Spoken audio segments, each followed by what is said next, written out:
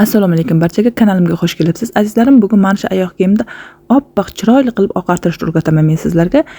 Uning uchun Flo degan magazin bor. Buni ko'pchilik Turkiyada yurganlar biladi. O'shanda mana shunaqa narsa sotadi, oqartiradigan oyoq kiyimda. Oyoq kiyimingiz tagi oq rang bo'lsa, o'shanga sepib chiqasizda. Men materiallarga ham sepib yuboraman. Hech narsa bo'lmaydi. Ham nima desam, hidi ham yaxshi, menga yoqadi. Keyin buni shotkalab orasizda gubka bilan ish qilib olsangiz, oyoq kiyimingiz yaltirlab yangiday bo'lib qoladi. Sizga maslahatim, albatta Flodan ana shunaqa oyoq kiyim oling. Men shu oyoq kiyimni olganimga ishoninglar do'stlarim, 1 yil bo'ldi. 1 yil oldin olganman. O'zbekistonda vaqtim qarzga uy oldimda, kelib pulini to'layman deb oyma-oy ishlagan pulimni O'zbekistonga jo'natdim. Ishoninglar, O'zbekistonga jo'natdimda, Xudoga shukr, Allohga shukrlar bo'lsin. Iloyim anchaqlarda rohat farog'atda yashash nasib qilsin. Ana shu uyimda keyin pulini to'lab qutuldim 1 yil deganda. Lekin o'zimga bitta dona oyoq kiyim olib kiymadim. Mehmondorchilikka boramanmi yoki meni boshliqlarim nimaga dachaga ketadi, yoqqa boramizmi yoki ertalablari yurishga chiqamanmi, bozorga chiqishga to'g'ri kelib qoladimi, magazinga chiqishga to'g'ri kelib qoladimi, hamma joyga mana shu bechora oyoq kiyimimni kiyib chiqaman. Mana shu menga juda ham katta xizmat qildi. Undan keyin yana bitta gap, Turkiyaga emas, butun chet davlatga chiqqanlarga maslahatim, nima desam, ehtiyojingiz bo'lmasa olmang. Narsa, men oldinlari bir oyda 2-3 talab oyoq kiyim olardim.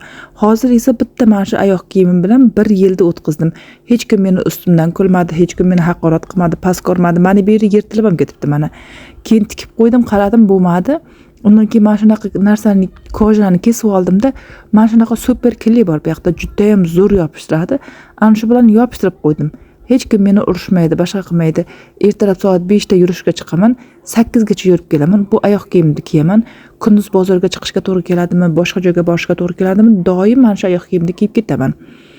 Lekin kayfiyatim buning uchun tushmadi, boshqa bo'lmadi. Allohga shukr, uyli bo'ldim. Hozir endi yoshlarga fikrim, siz 2 ta oyoq kiyim kiyganingiz yaxshimi yoki uyingizga borib o'tirib rohat farog'atda yashaganingiz yaxshimi? Shuning uchun meni maslahatim, chet davlatga chiqib ishladingizmi? Albatta maqsadingiz bo'lsin. Uy olmoqchimisiz, uyga pul yig'ing. Rahmi kiyganlar, oyoq kiyiming yirtiq deganlar borib bozordan yurib ketdik deb oyoq kiyim olib bersin. Agar yuring kiyib, hech kim hech narsa demaydi sizga. Meni maslahatim shu. Keyin mana shunaqa Floda mana shunaqa narsa bor. Bu oyoq kiyimni ichini hidini yaxshi qiladi. Zo'r qiladi. Nima desam ekan, uni sepib qo'yasiz, oyoq kiyimingizni hidini zo'r qilib turadi. O'z oyoq kiyimim hidlanmagan-ku, lekin shunda ham sepib qo'ysangiz zarar qilmaydi. Endi oyoq kiyimimni quyoshga qo'yib qo'ydimda, quritdim. Tong sahar yurishga kiyib ketaman. Do'stlarim, shunaqa gaplar. Hammani ishlariga omad, cho'ntaklariga daromad. Keyingi videolarimda ko'rishguncha Allohimga omonatsiz.